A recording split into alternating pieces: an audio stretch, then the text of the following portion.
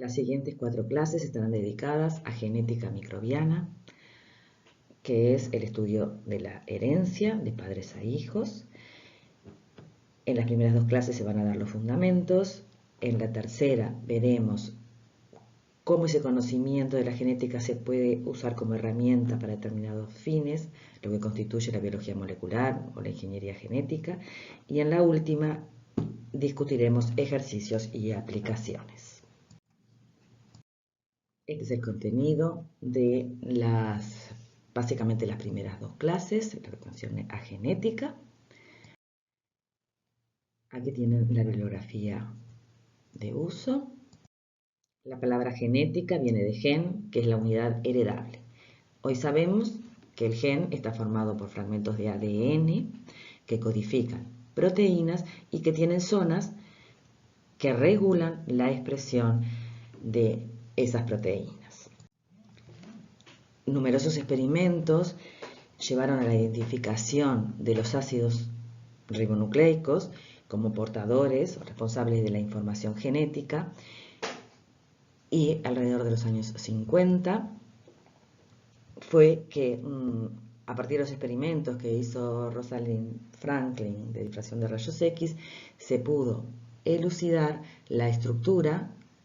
Aquí tenemos el modelo que hicieron Watson y Crick del ADN, y que contesta una pregunta fundamental de la genética, que era cómo hace la célula para asegurarse duplicar la información, tener 2 copias que poder heredar a 2 células hijas. La respuesta a esa pregunta está en la estructura del ADN. Estos experimentos sin duda fueron un hito y revolucionaron los estudios genéticos. Repasemos entonces cómo es la estructura del ADN. Deben recordar que el ADN está formado por 2 cadenas, cada una de las cuales se forma por monómeros que tienen una base purínica, un azúcar, y esos azúcares están unidos por fosfatos.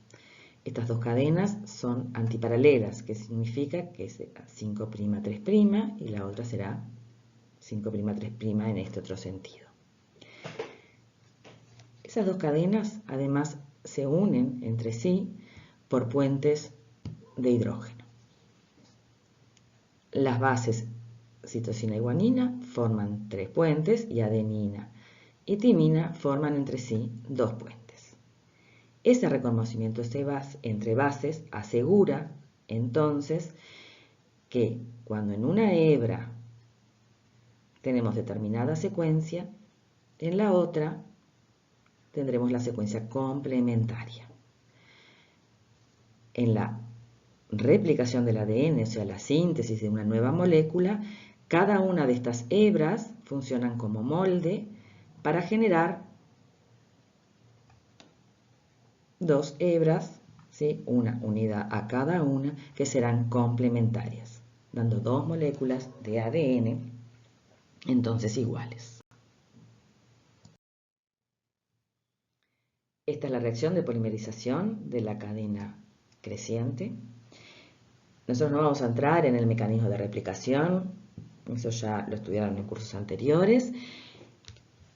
Solamente decir que si bien las bases son las que dirigen cuál es el monómero que se va a incorporar a la cadena creciente, toda esta reacción de polimerización está asistida por un gran número de proteínas, por toda una maquinaria que desenrolla la hélice, abre formando la horquilla de ADN simple hebra, la estabiliza, ¿sí? Y luego la polimerasa incorpora nuevos nucleótidos.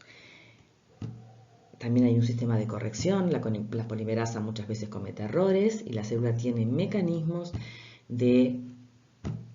para detectar deformaciones en la estructura y quitar y volver a poner, tratar de corregir esos errores con nuevos nucleótidos. Entonces el ADN, que lleva la información genética, tiene la capacidad de dirigir su propia síntesis, duplicando el número de moléculas y asegurando entonces la dotación heredable para las células hijas. Por otra parte, también sirve de molde para la síntesis de ARNs. Los ARN son intermediarios para la síntesis de proteínas. Si la parte de ADN que se copia es una secuencia codificante de un péptido, es un ARN mensajero y que interaccionará con los ribosomas, que son las maquinarias encargadas de traducir el mensaje de la secuencia nucleotídica a una secuencia aminoácidica. También están los ARN transferidores, que son los que relacionan una secuencia, un codón, una secuencia de 3 bases consecutivas con un determinado aminoácido. Y también sintetizan ARNs ribosomales, que son ARNs estructurales, forman parte de los ribosomas y aseguran el anclaje del mensajero a la maquinaria traduccional. Estamos hablando de 2 moléculas de ácidos nucleicos, ácido desoxirribonucleico y ácido ribonucleico. Los dos son cadenas lineales que llevan una información, que se sintetizan de 5' a 3' y que tienen algunas diferencias. El ADN es doble hebra, el ARN normalmente es simple hebra, aunque pueden formar, como podrán ver acá, estructuras internas con segmentos de doble hebra, pero internas. Hay otras diferencias. Una diferencia importante es que el azúcar en el ARN es una ribosa, mientras que en el ADN este grupo OH que está aquí no está. Esto estabiliza la molécula de ADN. Otra cosa que le da estabilidad es que sea una doble hebra.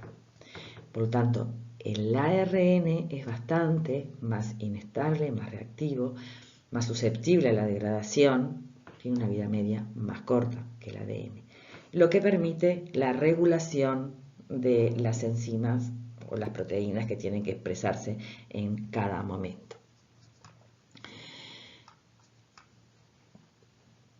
Otra diferencia que podemos ver es el uso de bases. Estas son las bases clásicas. Hoy sabemos que hay otras bases raras que pueden participar, pero lo que se ve normalmente es que las purinas, adenina y guanina, así como una pirimidina, la citosina, están tanto en el ADN como en el ARN, mientras que la timina se encuentra solamente en el ADN y en su lugar en el ARN tenemos uracilo. Resumiendo, el ADN puede replicarse, puede transcribirse a ARN, quien a su vez a través de la traducción da lugar a una proteína. Hoy sabemos además que existen ARNs que pueden dirigir su replicación y además que hay enzimas que usan ARN como molde para sintetizar ADN. Estas enzimas son típicas de los virus, cuyo material genético es ARN y entonces debe dentro de la célula formar ADN para poder utilizar la maquinaria celular. A toda la información genética que está dentro de una célula se le conoce como genoma. En procariotas, además de los cromosomas, encontramos elementos extracromosomales que tienen información, como son los plásmidos, que veremos a continuación, y también genomas virales, que pueden estar dentro de la célula. En eucariotas, además de los cromosomas, también tenemos en mitocondrias y en cloroplastos, mitocondrias en todos los seres vivos, eucariotas, y cloroplastos en las plantas. Los hongos no tienen cloroplastos. Comencemos entonces por el cromosoma procariota. Aquí tienen la representación de un cromosoma bacteriano. La mayoría de los procariotas tienen un único cromosoma, que es ADN doble hebra circular. Existen algunos casos donde se han identificado cromosomas lineales. Tienen una única copia de ese cromosoma, por lo tanto son haploides, a diferencia de nosotros, que nuestras células somáticas somos diploides, tenemos 2 juegos de cromosomas. La mayoría de la información de las secuencias que están en esos cromosomas, tienen una función directa. Quiere decir, o codifican para proteínas o regulan la expresión. Ahí estamos hablando de que prácticamente el 100% son secuencias codificantes o reguladoras. El cromosoma tiene toda la información que hace que ese organismo sea ese organismo y todas sus funciones esenciales. Algunos genes se organizan en operones. Recordarán el operón LAC, el operón triptofano del curso de bioquímica. Los operones, ¿qué quiere decir? Que los genes de una ruta metabólica están físicamente juntos en el cromosoma y se expresan a partir de una única secuencia reguladora para dar un ARN mensajero policistrónico. Luego ese ARN se va a procesar para dar las proteínas correspondientes. Si bien eso es una característica, o sea, los operones se han encontrado en procariotas, eso no significa que sea la mayoría de la organización, o sea, la mayoría de los genes están organizados en operones. Solamente el 6% de los genes de los procariotas están en operones. Aquí le pongo algunos ejemplos de operones y este ejemplo en el que está en verde es la ruta de la biosíntesis de la arginina, que algunos genes sí están en operón, sin embargo hay una cantidad de otros, estos que se marcan con las flechitas verdes, que están separados en el cromosoma y no forman un operón. Dijimos que además del cromosoma hay otros elementos que también conforman el genoma de una célula procariota. Por ejemplo, los genomas virales. Los virus son parásitos obligados que inyectan su material genético dentro de la célula. Ese material codifica para muy pocas funciones que tienen que ver con las proteínas estructurales de los viriones y con los factores que ayudan a dirigir la maquinaria celular a la síntesis de las proteínas virales. Los genomas de los virus son muy pequeños, con pocas secuencias y máxima utilización de esas secuencias. Inclusive puede verse que en una dirección se sintetiza para una proteína, mientras que en la otra hebra se puede leer algún otro factor. ¿Sí? O sea, tienen una utilización óptima de las secuencias de ADN que inyecten. Los plásmidos, vamos a verlos a continuación, pero también es ADN circular, doble hebra, muy parecido al cromosoma, que se replican de manera independiente de la replicación del cromosoma celular y que codifican para funciones no esenciales. Y luego podemos ver elementos transponibles, que vemos más adelante, que son secuencias de ADN que tienen la capacidad de movilizarse de un lugar a otro del genoma. Estas secuencias pueden encontrarse en el cromosoma, en plásmidos e inclusive formando parte de los genomas virales. Hay un ejemplo muy interesante que es el bacteriófago Mu, que es un virus que infecta bacteria y que todo su genoma está dentro de un elemento transponible, entonces puede movilizarse dentro del genoma bacteriano y en algún momento escindirse, multiplicarse y salir, o sea, tener vida libre. Los plásmidos son ADN bicatenario, generalmente circulares, que se diferencian del cromosoma, primero por su tamaño, en general son más pequeños. Existen excepciones donde se han visto plásmidos tan grandes como los cromosomas. La diferencia fundamental entre un plásmido y el cromosoma es que el cromosoma codifica funciones esenciales que definen la naturaleza del microorganismo. Los plásmidos codifican funciones que confieren ventajas en determinadas condiciones, pero no codifican funciones esenciales para la célula. Algunas de esas funciones pueden ser de resistencia a antibióticos o a metales. También pueden sintetizar determinadas producción de antibióticos o de toxinas que le ofrecen ventaja cuando hay mucha competencia por el nutriente en el medio. También hay genes de transferencia que les permite movilizarse de una célula a otra, o de inserción, que son secuencias que le permiten recombinar e integrarse o insertarse al cromosoma.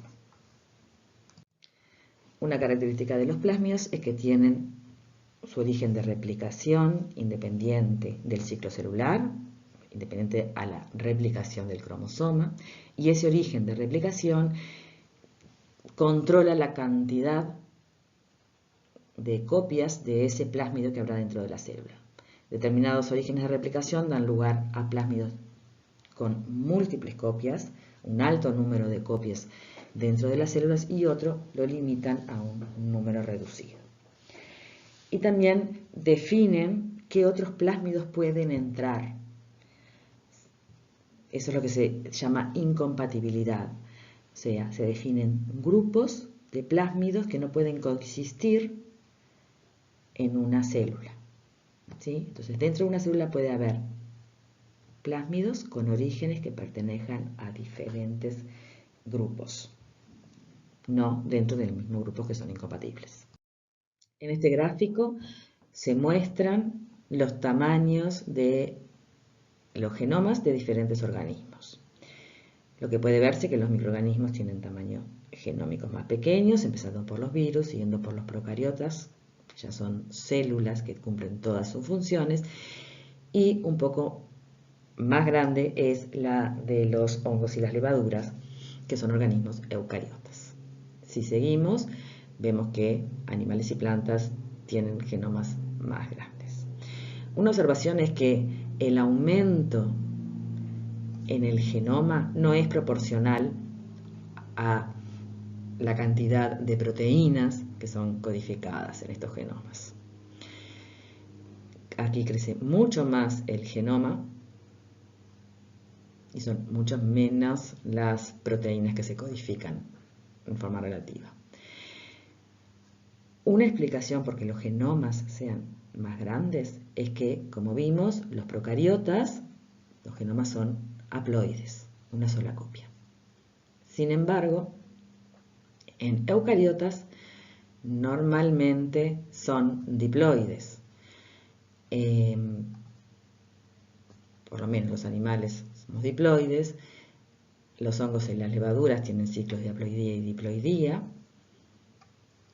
Las plantas, que ven, que llama la atención, que llegan a genomas muchísimos más grandes, pueden ser diploides, tetraploides o multiploides, ¿sí? Tener varias copias de cromosomas. Otras de las razones,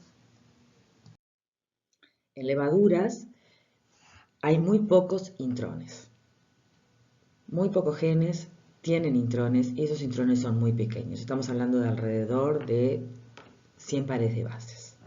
En hongos filamentosos, que ya son un poquito más complejos, prácticamente todos los genes tienen intrones que también son pequeños, 360, 300 pares de bases en ese entorno.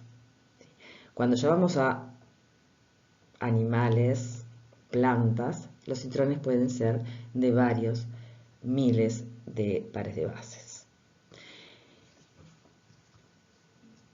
Otra cosa que también aumenta el tamaño del genoma es que en eucariotas se ha visto que pueden haber redundancia de familias génicas, o sea, genes que codifican la misma proteína, con la misma función, con muy pequeñas variaciones, estar repetidas en diferentes lugares del genoma. Esa redundancia no se ve en procariotas. En eucariotas se ve, y cuanto más complejo es el organismo, más grandes son las familias multigénicas.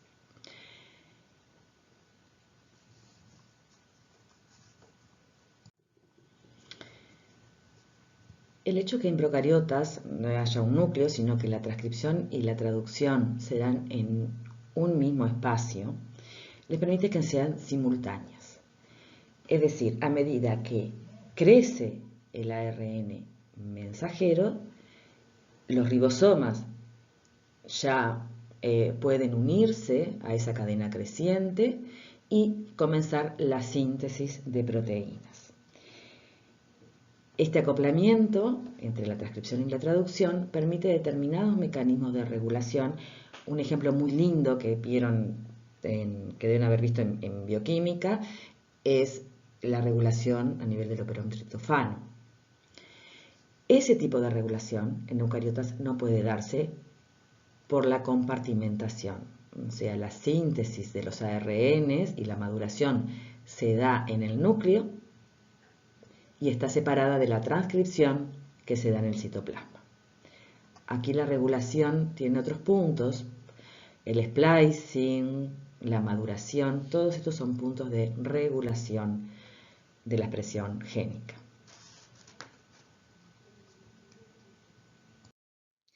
Aquí hay un resumen de lo que hemos venido hablando, la comparación entre microorganismos procariotas y eucariotas. Los procariotas son haploides, los eucariotas pasan por fases haploides y diploides.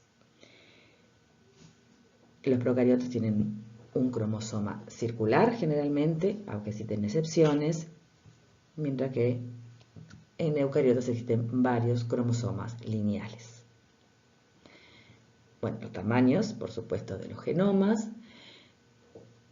En procariotas las secuencias son mayoritariamente codificadoras o reguladoras, hay ausencia de intrones y la organización de algunos en operones. Además de la regulación que se da por transcripción-traducción, que están acopladas en un mismo espacio. Por otro lado, los eucariotas tienen genomas bastante más grandes, que también se explican porque presentan familias multigénicas y además presentan secuencias redundantes, o sea, secuencias que están repetidas a lo largo del genoma, muchas de las cuales se conoce la función y otras que no se conoce. Hay presencia de intrones, las unidades de transcripción son simples, no se organizan en operones, sí pueden organizarse en regulones, o sea, que genes que están separados en diferentes lugares del genoma se regulen coordinadamente, ¿sí? Eso se llama regulones. Bueno, y hay una maduración del ARN mensajero y una exportación al citoplasma que son puntos característicos de la regulación génica, que por supuesto eso no se ve. Les queda como ejercicio contestar la pregunta de qué pasa en la fase de latencia. Esto ya lo vieron cuando vieron curva en la cuarta clase, pero ahora la idea es que respondan desde el punto de vista genético. ¿Qué pasa a nivel genético que explica la fase de latencia? Supongan un inóculo que fue crecido en glucosa y la curva esta que se hace con lactosa como fuente de carbono y energía. Hasta ahora vimos cómo los microorganismos son capaces de mantener estable la información, y ya sea a través de la replicación y de los mecanismos de corrección que tiene cuando tiene errores. Ahora vamos a ver cómo evolucionan los microorganismos, o sea, cómo se adaptan, generan nueva información para adaptarse a nuevos sistemas o ecosistemas. Aquí tenemos la representación, lo que está dentro de este círculo negro, del genoma de una bacteria, en este caso es Escherichia coli, que es una bacteria que se encuentra en nuestro intestino, en los intestinos de animales de sangre caliente. O sea, es parte de la flora normal, no es patógena, por lo tanto, que codifica para todas estas proteínas que están enumeradas aquí dentro. En rojo, el círculo rojo está mostrando el genoma y las proteínas, ¿sí?, que codifican una Escherichia coli diferente, que es, en este caso, enterohemorrágica, o sea, es patógena. Y otro caso es la azul, que es otra coli uropatógena en este caso. ¿Sí? Los números indican las proteínas que codifican. Todas estas representaciones son de microorganismos de una misma especie, Escherichia coli. Y lo que comparten entre ellas son casi 3.000 proteínas que tienen todas y que hacen que esas sean todas Escherichia coli. Sin embargo, si vamos a la patógena roja, esta ha perdido una codificación para todas estas proteínas y ha ganado información para generar otras. Probablemente entre estas proteínas estén las que le dan ese fenotipo de patogenicidad. Lo mismo pasa con la azul. Entonces, lo que vamos a ver son los mecanismos por los cuales esas bacterias cambian. Mutaciones es uno de los mecanismos, la recombinación y la transferencia horizontal.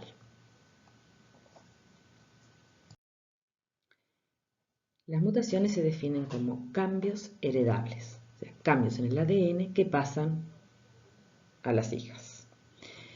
Pueden ser espontáneas o inducidas. Las espontáneas pueden ser errores de la replicación o daños en el ADN. Las inducidas en general participan agentes químicos o físicos o biológicos. Y la gran diferencia entre unas y otras es la tasa de mutación, o sea, la presencia de agentes mutagénicos, lo que hace es aumentar esa frecuencia de un mutante entre 10 a la 7 y 10 a la 11 a un mutante de 10 a la 3 y 10 a la 6 células. Los errores durante la replicación pueden darse por tautomería de base. Las bases están en equilibrio dinámico, como por ejemplo, la citosina puede estar en su forma imino o su forma amino. Esta es la forma más normal, más frecuente, y forma los 3 puentes de hidrógeno con una guanina. Si durante la replicación se encuentra en la forma imino, podrá formar 2 puentes con una adenina incorporando un error en la secuencia naciente. Aquí tienen otros ejemplos de los equilibrios y las formas en las que las bases pueden incorporar errores durante la replicación. Cuando el cambio que produce es, por ejemplo, en el caso de la citosina, que normalmente se hibrida con una guanina y pasa con una adenina. O sea, lo que cambia es una purina por otra purina. A eso se llama transición. Cuando el cambio que se da es que en lugar de agregar una purina pone una pirimidina o al revés, se llaman transversiones. Las transiciones mantienen las distancias entre las bases y no deforman la hélice de ADN. Las transversiones normalmente sí generan una deformación en la hélice del ADN. También lesiones en el ADN, como la pérdida del grupo amino, por ejemplo en esta citosina que lo convierte en un uracilo, cambia la base con la que se hibrida de guanina, se hibridará con una adenina. También pueden haber las especies reactivas del oxígeno, pueden producir cambios, que en este caso lo que está pasando es que cambia la electropolaridad de la molécula y por lo tanto el patrón de aceptor-donor de electrones, cambiando la capacidad de formar puentes de hidrógeno. Durante estos ciclos de replicación puede ser que las polimerasas reconozcan el error y lo corrijan, y con baja frecuencia esos errores siguen de largo y entonces llegan, se estabilizan como mutaciones en la segunda generación. Veamos cómo esas mutaciones puntuales afectan la función de las proteínas, o sea, afectan el fenotipo. Así como nosotros definimos el genotipo como lo concerniente al genoma de una célula, el fenotipo son las características observables, como puede ser la función de una proteína. Dijimos que cada 3 pares de bases es el codón que codifica un aminoácido, ¿verdad? En este caso, sí, acá tenemos un triplete que codifica una tirosina que corresponde a la proteína normal o silvestre. Cuando se producen mutaciones en cualquiera de esas 3 pares de bases, por ejemplo, en este caso, el aminoácido cambia a asparagina, dando un cambio en la secuencia de la proteína. Dependiendo de dónde se ubique, ese cambio puede afectar la proteína. Puede perder función o aumentar la función. Puede no alterar demasiado ni la estructura ni la función de esa proteína. Dependerá dónde caiga esa mutación. El cambio puede producir un ADN, un codón de stop, o sea que dice que detiene la traducción. Por lo tanto, queda una proteína incompleta, truncada, que de nuevo, muy probablemente de pérdida de función. Y en este otro caso, debido a la degeneración del código genético, el cambio produce otro codón que codifica para el mismo aminoácido tirosina y por lo tanto la proteína será una proteína normal. Esto es una mutación silenciosa, pasa desapercibida, no cambia la función de la proteína. En este ejercicio se plantea ver qué consecuencias tienen las mutaciones puntuales sobre la secuencia de la proteína. En este caso, este es el ADN molde, que da lugar a un ARN mensajero, a partir del cual se sintetiza este péptido. Ese es el silvestre, y aquí lo que se ve es la introducción de una mutación, y lo que deben hacer es completar la secuencia de la proteína usando el código genético. Y aquí tenemos otros 2 cambios, el caso B y el caso C, a partir del mismo ADN silvestre del ejercicio anterior. La dinámica es la misma, aquí deben completar según el código genético e identificar qué tipo de efecto a nivel de fenotipo tiene. Las mutaciones inducidas, como dijimos, se hacen a través de agentes químicos, físicos o biológicos, que lo que hacen es aumentar la tasa de cambio. Pueden ser agentes químicos, como los análogos de base, o modificadores del ADN o agentes intercalantes. Las radiaciones, que son agentes físicos, o los biológicos, que son elementos transponibles. Aquí lo que vemos son ejemplos de mutágenos químicos, por ejemplo, los análogos de bases, que son bases nitrogenadas, que tienen sustituido en una de sus posiciones, por ejemplo, en este caso, un uracilo que tiene un bromo. Normalmente, el uracilo forma dos puentes de hidrógeno con una adenina. Sin embargo, la presencia de este bromo en esta posición desplaza el equilibrio, cambia la electropolaridad de la molécula, favoreciendo la presencia de la forma enólica del uracilo, que tiene la capacidad de formar tres puentes de hidrógeno con una guanina, introduciendo un cambio.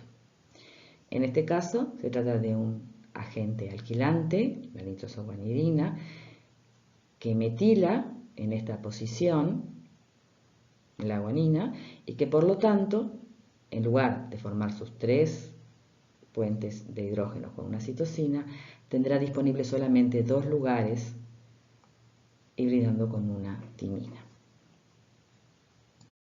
En esta tabla pueden ver diferentes agentes químicos, como los análogos de bases, que recién vimos un ejemplo, los agentes alquilantes, compuestos que reaccionan con el ADN, cambiando algunas de las bases del ADN, o colorantes intercalantes, como el bromuro de tirio y la acridina, que son moléculas planas que se intercalan entre dos pares de bases, o sea, como los escalones de la doble hélice, deformando la estructura. El sistema reparador detecta esa deformación en la estructura del ADN e intenta corregirlo.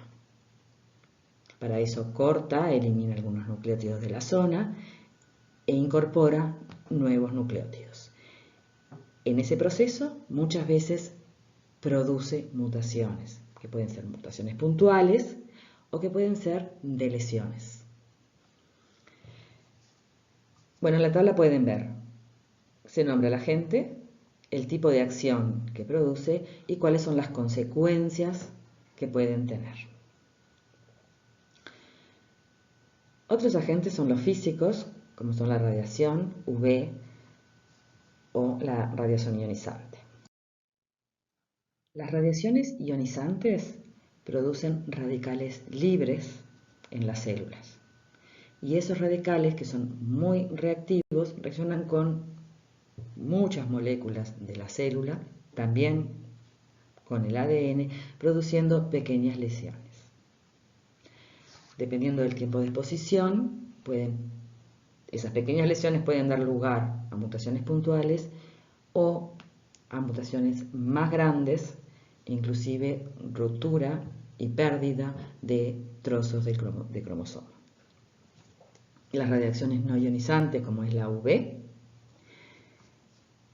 produce enlaces covalentes entre, por ejemplo, dos pirimidinas consecutivas, con lo cual hay una deformación en la estructura del ADN y de nuevo entra el sistema reparador, que puede cometer errores estabilizando una mutación. En este ejercicio se trata de analizar cuáles son las consecuencias de la pérdida de una o más bases o de la inserción de bases. ¿Sí? No el cambio de una base por otra, sino la pérdida o adquisición de una nueva base. El ADN molde es el mismo, el ADN silvestre es el mismo que vimos antes, y en este ejemplo acá hay una inserción y en este ejemplo hay una deleción y tiene que completar como en el anterior. Una mutación producida en un ADN puede ser revertida con una segunda mutación. Las reversiones pueden ser verdaderas, quiere decir que la segunda mutación es en el mismo sitio y restaura la actividad de la proteína. Eso es una reversión verdadera. Una supresión es cuando en la secuencia de una proteína hay una mutación que cambia un aminoácido y hay una segunda mutación en un lugar diferente que suprime el efecto de la primera mutación. Coexisten las dos mutaciones, pero el fenotipo vuelve a ser el silvestre por una compensación entre las dos mutaciones. Eso es una supresión. En este ejercicio que les queda para resolver, se trata de una mutación supresora que está en otra molécula diferente a la mutación original. Como vimos hasta ahora, cuando la mutación cae en una secuencia codificante, puede cambiar el modo de acción de una proteína, ser una mutación que trunque la proteína, que le cambie el marco de lectura y entonces también pierda la función, en fin, todas las variaciones que vimos hasta ahora. Las mutaciones también pueden caer en las zonas regulatorias, sobre el operador, sobre el promotor, que es donde se une la polimerasa, y en ese caso podrán aumentar o disminuir la afinidad de la polimerasa o de los factores transcripcionales. En el ejemplo vimos una mutación en un tRNA. También pueden haber mutaciones en los ARN ribosomales. Hay que tener en cuenta que tanto los ARN ribosomales como los de transferencia no son de copia única, son redundantes dentro de las células y que por lo tanto una mutación que caiga en una de esas secuencias nos deja toda otra población grande que no está afectada y puede seguir funcionando. Y bueno, y por último vimos inserciones y deleciones y las consecuencias que pueden llegar. Hasta ahora hemos visto mutaciones puntuales que pueden ser espontáneas o que pueden ser inducidas por agentes químicos o físicos. Esas mutaciones puntuales dijimos que pueden revertirse y también se pueden producir deleciones o inserciones de uno o pocos pares de bases. El único agente que hemos visto que puede producir la pérdida de daños mayores, o sea, la pérdida de una cantidad importante de pares de bases, son las radiaciones ionizantes. Ahora vamos a ver los agentes biológicos que sí pueden causar inserción o deleción de fragmentos de ADN. Hablamos de los elementos transponibles. La idea acá es que son elementos que cuentan con determinadas características. Por ejemplo, acá tenemos el gen A, es un elemento transponible que se encuentra en un lugar del cromosoma. Y en otro lugar del cromosoma tenemos esta serie de genes. Y este gen A puede transponerse de su lugar original e insertarse de alguna manera aquí en el gen 2 para dar una molécula que está cambiada, recombinada, o sea, se recombinó esta fracción con esta del ADN, aquí se insertó esa secuencia transponible y como consecuencia en el lugar original hay una deleción, en el lugar de destino hay una inserción de ADN, en este caso el gen 2 está interrumpido por la inserción y por lo tanto no va a ser funcional ese péptido, ¿verdad? Veamos entonces cómo pueden darse estos. Las secuencias de inserción son los elementos transponibles más sencillos. Son secuencias de ADN pequeñas, entre 700, 1500, 1600 pares de bases, que constan del gen de una enzima que se llama transposasa y que, como su nombre lo indica, es la encargada de escindir este fragmento de ADN de su lugar de origen e insertarlo en otro lugar del genoma. A los lados del gen de la transposasa hay una secuencia repetida que en general está en posición, en dirección inversa, opuestas, una de la otra. Cuando este gen se expresa y se sintetiza la proteína, la transposasa, dos enzimas actúan como dímeros, reconocen las secuencias a los lados de su propio gen, ¿sí?, que acá están indicadas en rojo, formando este bucle del ADN de la región.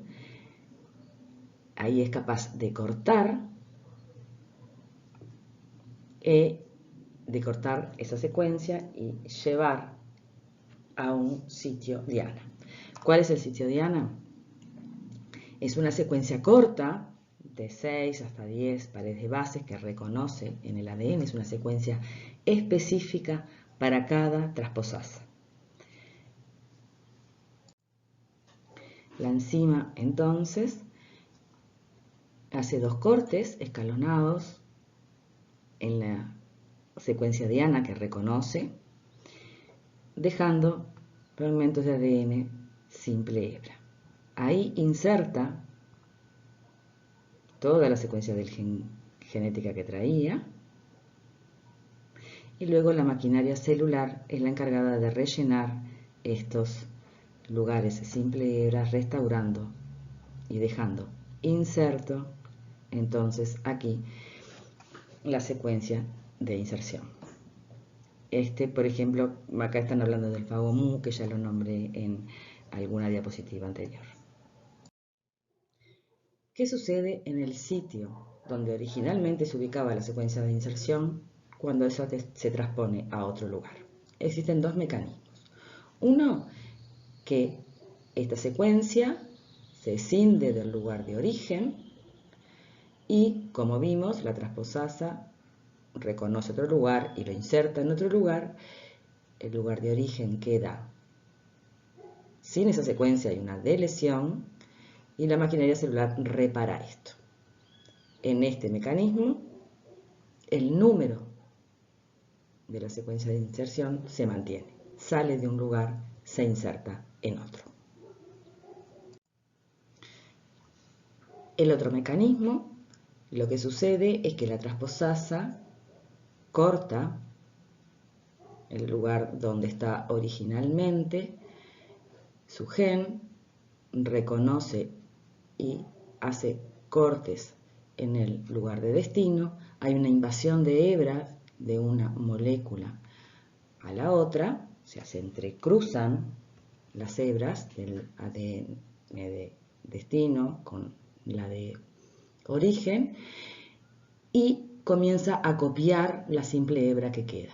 O sea, lo que se copia es toda la secuencia de inserción en ambos lugares del genoma. Al final de este proceso quedan dos moléculas, que está en el sitio de origen y en el sitio de destino, con una copia cada una de la secuencia de inserción. Aquí no se conserva la cantidad del elemento transponible, sino que se llama transposición replicativa porque se duplica, hay replicación de ADN.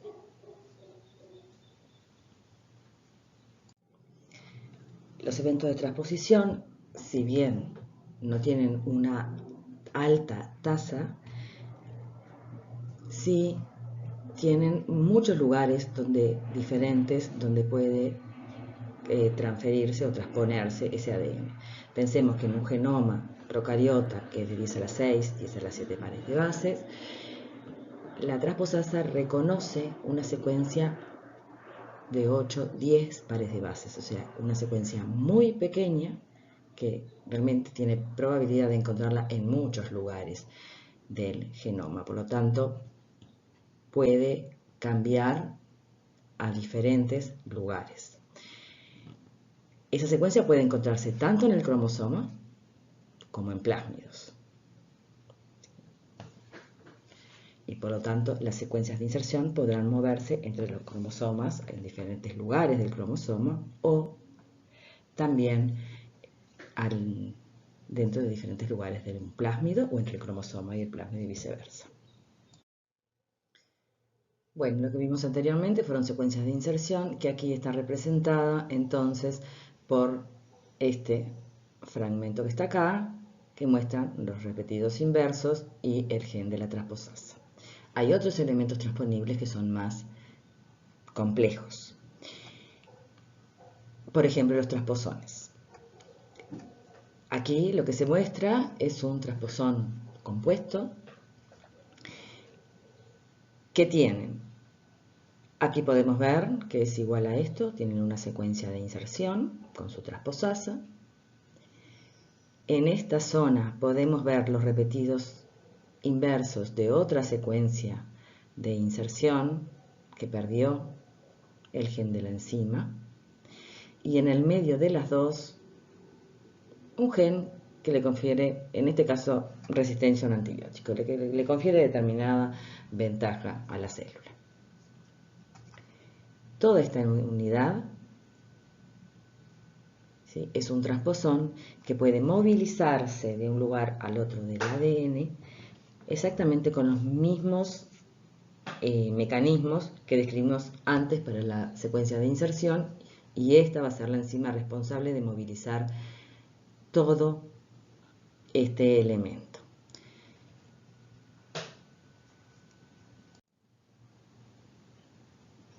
En este caso, un transposón replicativo es una secuencia de inserción con su transposasa, pero además tiene algún otro gen, en este caso la resolvasa, que es una de las enzimas que están implicadas en la resolución de la replicación cuando las hebras de estas secuencias invaden el sitio donde se va a insertar y comienza la replicación. Luego eso hay que resolverlo, ¿no? Cortar los bordes, separar las moléculas. Y en este transposón lo que se ve es que no depende de una resolvasa que tenga por ahí la célula, sino que él mismo está codificando para esa enzima. Como dijimos, estos elementos pueden moverse de un lugar a otro del cromosoma o pueden movilizarse desde un plásmido al cromosoma o al revés. Cuando hablamos de transposones que pueden llegar a tener otros genes, como son resistencias, como en este caso, si ese transposón es adquirido en un plásmido que adquiere la célula, ustedes saben que los plásmidos, vamos a ver más adelante los mecanismos por los que la célula puede adquirir plásmidos nuevos, pero también si, como no tiene información esencial, si la célula está en condiciones, por varias generaciones, que no necesita la información de ese plásmido, el mantenimiento de un plásmido tiene un costo energético. Entonces puede perderse en las sucesivas duplicaciones celulares, lo que se llama curar. En ese caso, si este transposón estuviera en un plásmido y la célula pierde ese plásmido porque no se enfrenta a ese antibiótico, entonces se vuelve sensible. Ahora bien, si este transposón se moviliza al cromosoma, ahí la resistencia al antibiótico se estabiliza.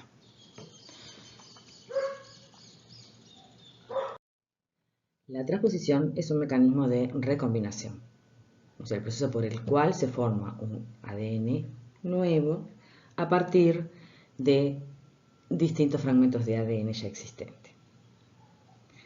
En la clase que viene vamos a explicar los mecanismos de recombinación y en particular la recombinación homóloga y la recombinación sitio específica.